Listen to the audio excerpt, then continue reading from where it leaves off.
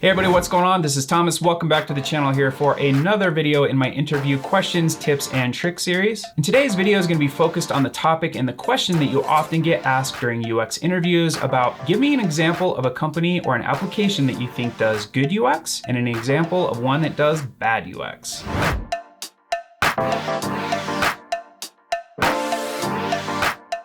So this question really can be another one of those loaded ones that the interviewer is really trying to find out something more substantial about you or about your history or about your creative drive. They're trying to see if you're up to date on current topics and trends in the industry and if you're constantly leveling up and learning. We UXers cannot live in a vacuum. I've mentioned this on other videos about always be learning and how you always need to be leveling up, but we can't just live in a vacuum. We can't be on one project or one contract or whatever, and that's all we're focused on. We really need to constantly be in tune with the industry, learning as we go, and staying up to date. This is another one of those questions that you really want to try to avoid a pre-canned answer on or a really popular answer, maybe like Apple or Google or Netflix. I've actually used Apple as an exact answer to this question before, so don't get me wrong, it's not a bad answer. Apple does a great job of UX, most people agree, but the problem is it's a really popular and kind of basic answer to this question. And although something like Netflix or Google or Apple isn't necessarily a bad answer here, it just doesn't show that you're thoroughly thinking through the question. So often an answer here that's better is something maybe like a local company to you. Maybe it's a company in your area that you think does a good job of UX. Maybe it's an application that you use on a daily basis on your phone, on your Android, on your Apple device, whatever. And it's something that you're intimately familiar with that you can give a lot of good feedback to this question on. It goes a long ways to showing that you're thinking through this question at a deeper level if you're able to give an answer like this and not one of the more popular answers. You could even go with some larger companies on this, companies that people are familiar with, just maybe not some of the biggest companies in the world, right? So maybe you go with something like Lyft. They have an interesting application, they have an interesting UI design, great website. I like their onboarding experience. There's a lot of things I like about Lyft. Something like that is a little more fine-tuned and a little more funneled down to a specific topic and something that the interviewer will probably appreciate. Maybe you give an example of the new HBO Max app that just came out. Little larger company, but it's a really polarizing topic right now in the UX field of whether they did a great job or they did a horrible job of this application. That being said, if you absolutely love the way that Apple does their UX or Google or any of the other big companies out there, it's an okay answer. It's a fine answer. You just need to be prepared to field a lot more questions on an answer like this. That hiring manager probably has a lot more preformed opinions and bias or dislikes and likes towards a company like Apple or Google or Microsoft, or maybe they use Netflix in their everyday lives and watch it every single night and have issues with the interface. So giving an answer like this just really opens the door for a lot more questions and a lot more biased questions back to you. This isn't necessarily a bad thing because it allows you to showcase that you can think on your feet and answer questions on the fly. It just introduces a lot more questions and sub-questions around this topic. It's just something to think about around this question that if you give one of these larger companies that they're familiar with, you're going to get asked a lot more detailed questions. But if you give something more like a local company or an app that you like that they may not be familiar with, they'll probably be okay with the answer and move on to the next question. And I mentioned that they often ask about give me a company that has bad UX as well. And a pro tip around this is if you can form both of these answers around the same company, that's often a really good way to answer this question. So for example, if you give an answer of like a fitness app that you use on a day-to-day basis and you're intimately familiar with that UX, you tell them that you like the illustrations that they use to communicate to the customer and to communicate messaging. And maybe they do a great job of the UX of the settings panel and the information architecture is really well put together. But then if you can flip that and give it a bad example of UX in that same exact application and say, but I don't like how they do their onboarding flow, or maybe their forgot password flow, it's confusing to the user. And then you give examples of, I would fix it by A, B, and C. Doing that really shows that you're able to think about UX from a holistic viewpoint and that you're able to understand that companies can have both good and bad UX. No company out there in the world does 100% job on their user experiences. So show the interviewer that you understand this and that you're always thinking about this from both angles. You and I both know that we come across lots of examples every day, especially as UXers, of things that we love and hate the user experience of. So something that I've found over the years, and I've mentioned this in other videos, but super helpful tip here is just to keep a folder on your desktop. And whenever you come across a user experience example that you hate or you love, screenshot that example, maybe make a few notes and drop it in a folder. This has dual benefits because A, it allows you to be prepared for these questions during interviews and you have locked and loaded examples that you can share with that interviewer. And B, it allows you to create sources of inspiration that you can refer back to later of things to do and not to do into in user experience design. Thanks for joining me here on another video in this series. Hopefully you got some value out of this. And if you did, please make sure that you like, subscribe, and hit that bell notification so you can be notified of future videos. I will link that full playlist here of the entire UX interview questions, tips, and tricks series if you want to binge on that. And until the next video, I will see you then.